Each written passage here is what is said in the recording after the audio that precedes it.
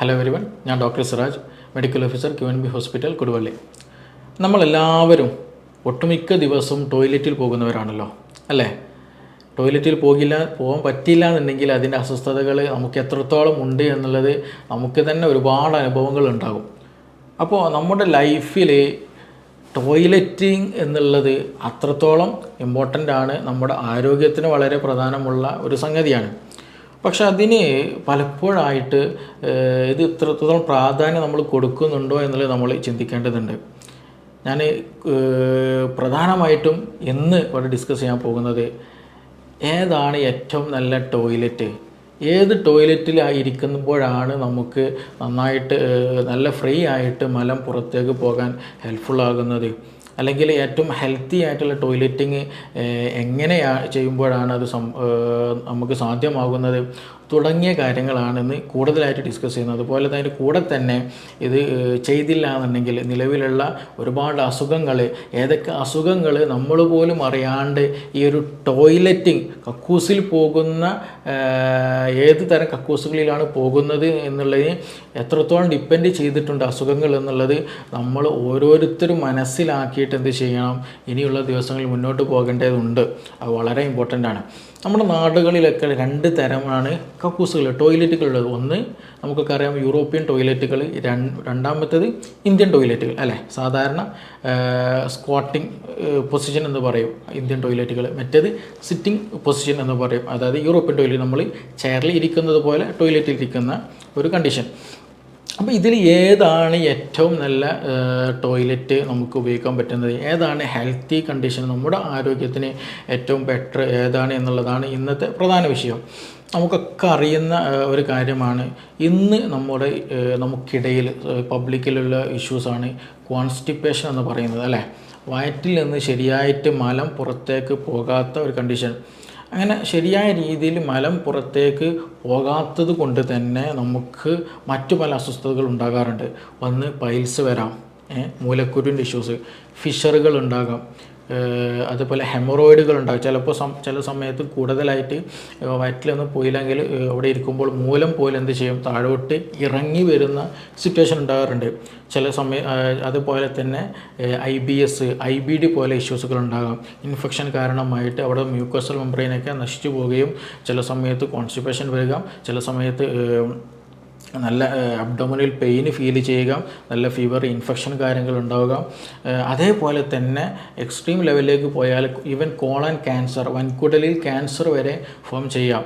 എന്തുണ്ടെങ്കിൽ മലം ശരിയായി പുറത്ത് പോയില്ല എങ്കിൽ ഇതിനൊക്കെ സാധ്യതകൾ വളരെ കൂടുതലാണ്. അപ്പോൾ മലം പുറത്തേക്ക് പോകുക എന്നുള്ളത് എന്താണ്, ഞാൻ നേരത്തെ തുടക്കത്തിൽ പറഞ്ഞതുപോലെ നമ്മുടെ ഒരു ജീവിതചര്യയിൽ വളരെ വളരെ ഇമ്പോർട്ടൻ്റ് ആയിട്ടുള്ളൊരു കാര്യമാണ്. അപ്പോൾ നെക്സ്റ്റ് ഭാഗം അടുത്ത് നമ്മൾ ചിന്തിക്കേണ്ടത് അവിടെ എന്താണെന്ന് വെച്ചിട്ടുണ്ടെങ്കിൽ ഏത് പൊസിഷനിലാണ് ഏറ്റവും നന്നായിട്ട് നമുക്ക് മലം സ്മൂത്തായിട്ട് പോകുക എന്നുള്ളതാണ്. ഒന്ന് നമ്മുടെ നിലവിലെ കണ്ടീഷൻ നമുക്ക് രണ്ട് കാറ്റഗറിയാണ്. ഒന്ന് ഇന്ത്യൻ ടോയ്ലറ്റ്, മറ്റൊന്ന് യൂറോപ്യൻ ടോയ്ലറ്റ്. നമ്മുടെ വീടുകളിലും നമ്മുടെ ചുറ്റുഭാഗങ്ങളിലും അവിടെ പബ്ലിക് ടോയ്ലറ്റുകൾക്കും ഏറ്റവും കൂടുതൽ ഇന്ന് ഏതാണ്, യൂറോപ്യൻ ടോയ്ലറ്റുകളാണ്. ആദ്യം മനസ്സിലാക്കുക, യൂറോപ്യൻ ടോയ്ലറ്റ് എന്നുള്ളത് യഥാർത്ഥത്തിൽ രോഗികൾക്കുള്ളൊരു ടോയ്ലറ്റാണ്, അല്ലേ? രോഗികൾക്കുള്ള ടോയ്ലറ്റാണ്. നടക്കാനും അതുപോലെ ഇരിക്കാനുമൊക്കെ പ്രയാസമുള്ള, കാൽമുട്ട് വേദനയുള്ളവർക്ക്, അങ്ങനെയുള്ളവർക്കൊക്കെ ഉപയോഗിക്കാൻ പറ്റുന്ന ഒരു ഓപ്ഷനാണ് യഥാർത്ഥത്തിൽ ഈ യൂറോപ്യൻ ടോയ്ലറ്റ് എന്ന് പറയുന്നത്. നിലവിലുള്ള ചില പഠനങ്ങളൊക്കെ സൂചിപ്പിക്കുന്നത് പോലെയുള്ള കോൺസ്റ്റിപ്പേഷൻ ഉണ്ടാകാനുള്ള പ്രധാന കാരണം, അതേപോലെ കോളൻ ക്യാൻസറുകൾ ഇവൻ വരെ ഉണ്ടാകാനുള്ള സാധ്യതകൾ വരുന്നുണ്ട്. ഈ ഒരു യൂറോപ്യൻ ടോയ്ലറ്റിൽ ഇരിക്കുന്നത് കൊണ്ട്. അത് വേറൊന്നും കൊണ്ടല്ല, കാരണം യൂറോപ്യൻ ടോയ്ലറ്റിൽ ഇരിക്കുന്ന സമയത്ത് ശരിയായ രീതിയിൽ നമ്മുടെ മലം പുറത്തേക്ക് പോകുന്നില്ല, കംപ്ലീറ്റ് ആയിട്ട് പുറത്തേക്ക് പോകുന്നില്ല എന്നത് തന്നെയാണ്. നമ്മളൊരു യൂറോപ്യൻ ടോയ്ലറ്റിൽ ഇരിക്കുന്ന സമയത്ത്, അതായത് ഞാൻ ചെയറിൽ ഇരിക്കുന്നത് പോലെയാണ് ഇരിക്കുന്നത്, അല്ലേ? നമ്മുടെ നട്ടൽ, അല്ലേ? ഈ നട്ടൽ ഇങ്ങനെ ഇരിക്കുന്നു, അതേപോലെ എൻ്റെ തുടയൽ, കാലിൻ്റെ തുടയൽ ഇങ്ങോട്ടിരിക്കുന്നു. അത് രണ്ട് തമ്മിലുള്ള ആംഗിൾ വരുന്നത് 90 ഡിഗ്രിയാണ്, 90 ഡിഗ്രിയാണ് ആംഗിൾ വരുന്നത്.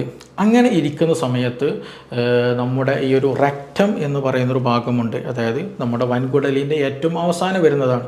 അവിടെയാണ് അവസാനമായിട്ട് മലം വന്ന് അവിടെ സ്റ്റോർ ചെയ്യുന്നത്. അവിടെ നിന്നാണ് പിന്നീട് ഇങ്ങനെ താഴോട്ട് ആനസ് റീജിയൻ മലദ്വാരത്തിലൂടെ പുറത്തേക്ക് വരുന്നത്. അപ്പോൾ ആ റെക്റ്റം എന്നുള്ള ഒരു സഞ്ചി പോലെയുള്ള ഭാഗം, ആ ഭാഗത്ത് എന്ത് ചെയ്യും, ഇങ്ങനെ ഇരിക്കുമ്പോൾ ഒരു പ്യൂബോ റെക്റ്റാലിസ് എന്നുള്ളൊരു മസിലുണ്ട്. പ്യൂബോ റെക്റ്റാലിസ് എന്നുള്ള മസിൽ. ഈ മസിൽ എന്ത് ചെയ്യും, ഈ പറയുന്ന സഞ്ചിയെ ഒന്നിങ്ങനെ ഒന്ന് പിടിച്ചു വെക്കും. ഒരു ലോക്കിട്ട പോലെ ഒരു സിറ്റുവേഷൻ ഉണ്ടാകും. ഇങ്ങനെ ഈ ഒരു സിറ്റുവേഷനിൽ അല്ലെങ്കിൽ യൂറോപ്യൻ ടോയ്ലറ്റ് ഇരിക്കുമ്പോൾ ഉണ്ടാകുമ്പോൾ. അപ്പോൾ ചുരുക്കി പറഞ്ഞാൽ ആ മലം വരുന്ന പാത്ത് വേയിൽ എന്താണ്, നമ്മൾ യൂറോപ്യൻ ടോയ്ലറ്റിൽ ഇരിക്കുന്ന പോലെ അല്ലെങ്കിൽ യൂറോപ്യൻ ടോയ്ലറ്റിൽ ഇരുന്നാൽ ഈ പ്യൂബോ റെക്റ്റാലിസ് എന്നുള്ള ആ ഒരു മസിൽ എന്ത് ചെയ്യും, ഈ പറയുന്ന മലം വരുന്ന പാത്ത് വേയിൽ ചെറിയൊരു പിടുത്തം, ഒരു ലോക്കിംഗ് ഉണ്ടാകും. അപ്പം അങ്ങനെ വരുമ്പോൾ ശരിയായ രീതിയിൽ മലം പുറത്തേക്ക് പോകില്ല. കുറച്ച് സമയം നമ്മൾ കമ്പാരിറ്റീവ്ലി കുറച്ച് സമയം ഇരിക്കേണ്ടി വരാം. അതുപോലെ കൂടുതൽ പ്രഷർ ഇരിക്കേണ്ടി വരാം. അപ്പോൾ അങ്ങനെ വരുമ്പോൾ ശരിയായ മലം പോയില്ല എന്നുണ്ടെങ്കിൽ ഈ നേരത്തെ പറഞ്ഞതുപോലെ കോൺസ്റ്റിപ്പേഷൻ ഇഷ്യൂസ് ഉണ്ടായിരിക്കാം, അതുപോലെ പൈൽസിൻ്റെ ഇഷ്യൂസ് ഉണ്ടായിരിക്കും. ഇങ്ങനെയുള്ള പല അസ്വസ്ഥതകൾ നമ്മുടെ ശരീരത്തിൽ ഭാവിയിൽ വരാനുള്ള സാധ്യത വളരെ വളരെ കൂടുതലാണ്. പ്രത്യേകിച്ച് നമ്മുടെ നാട്ടിൽ ഇന്ന് അതൊരു ശീലമായി മാറിയിട്ടുണ്ട്. ഈ അസുഖങ്ങളും കോമൺ ആണ്. മാത്രമല്ല ഈ ടോയ്ലറ്റ് യൂസിങ് ഇന്ന് കോമൺ ആണ്.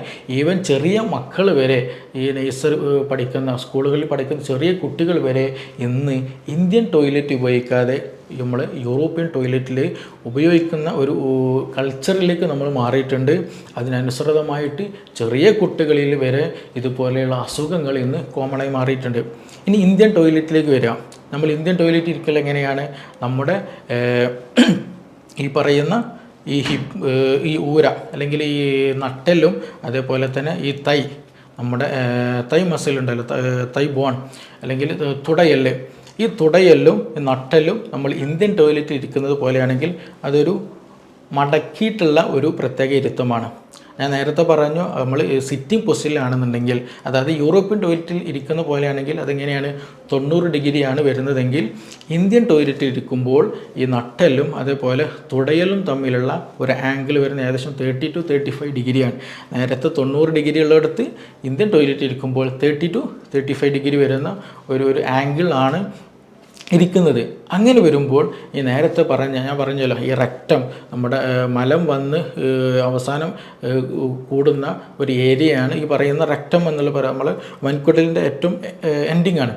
അപ്പോൾ ആ ഭാഗത്തുണ്ടാകുന്ന ആ ഒരു ലോക്കിംഗ് ഉണ്ടല്ലോ, ആ ഒരു പിടുത്തം, അത് ഇന്ത്യൻ ടോയ്ലറ്റിൽ ഇരിക്കുമ്പോൾ ആ 35 ആംഗിൾ നമ്മൾ ഇരിക്കുന്ന സമയത്ത് ആ ഒരു പിടുത്തം അവിടെ ഉണ്ടാകില്ല. അവിടെ എന്താണ്, ഫ്രീ ആയിട്ട് മലം പുറത്തേക്ക് വരാൻ ഹെൽപ്ഫുള്ളാകും. അപ്പോൾ അങ്ങനെ വരുമ്പോൾ നമുക്ക് കൂടുതൽ സമയം ഇന്ത്യൻ ടോയ്ലറ്റിൽ കമ്പാരിറ്റീവ്ലി എന്ത് ചെയ്യേണ്ട, നമുക്ക് കൂടുതൽ സമയം ഇരിക്കേണ്ടി വരില്ല, കൂടുതൽ പ്രഷർ കൊടുക്കേണ്ടി വരില്ല, മറ്റു പ്രയാസങ്ങളൊന്നും വരില്ല. അപ്പോൾ അതുകൊണ്ട് നമ്മുടെ ലൈഫ് സ്റ്റൈലിന്, നമ്മുടെ ഹെൽത്തിന് ഏറ്റവും അനുയോജ്യമായിട്ടുള്ള സിറ്റിംഗ് എന്ന് പറയുന്നത് ഈ പറയുന്ന ഇന്ത്യൻ ടോയ്ലറ്റാണ്. അങ്ങനെ നമ്മളൊരു ലൈഫ് സ്റ്റൈലിലേക്ക് നമ്മുടെ കുട്ടികളെ വരെ ഇന്ന് എന്ത് ചെയ്യണം, പരിശീലിപ്പിക്കണം. ഇന്ന് ഇന്ത്യൻ ടോയ്ലറ്റ് കയറിയാൽ അവർ ടോയ്ലറ്റിൽ പോകാത്തൊരു കണ്ടീഷനാണ് ഇന്ന് വരുന്ന പുതുതലമുറ പഠിച്ചു വരുന്നത്.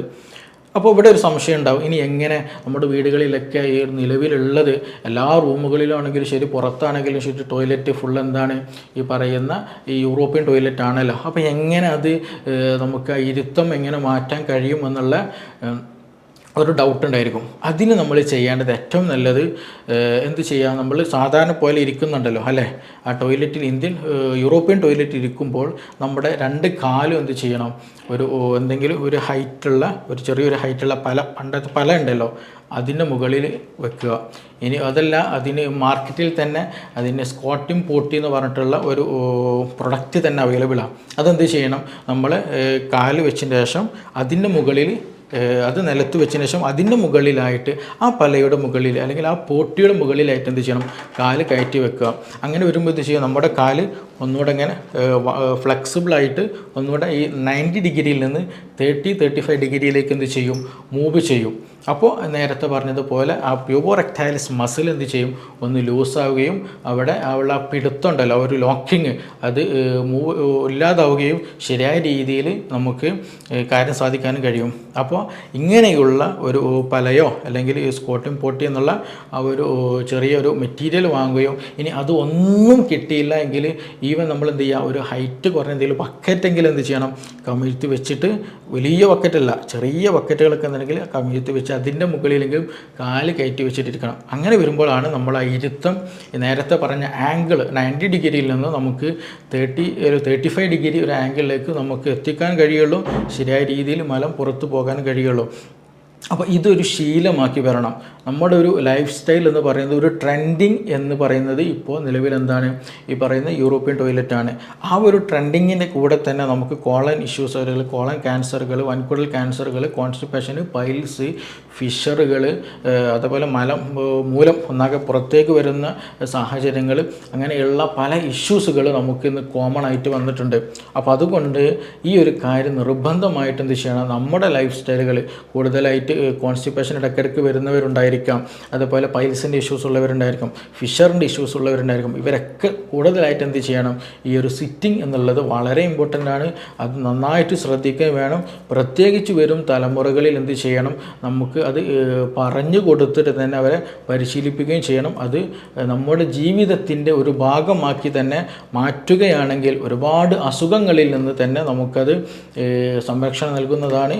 അപ്പോൾ അത് എന്ത് ചെയ്യുക, നമ്മുടെ ജീവിതത്തിൽ പകർത്താൻ വേണ്ടി നമ്മളെല്ലാവരും ശ്രദ്ധിക്കുക. നമുക്കിനി മറ്റൊരു വീഡിയോ ആയിട്ട് മറ്റൊരു സമയത്ത് വീണ്ടും കാണാം.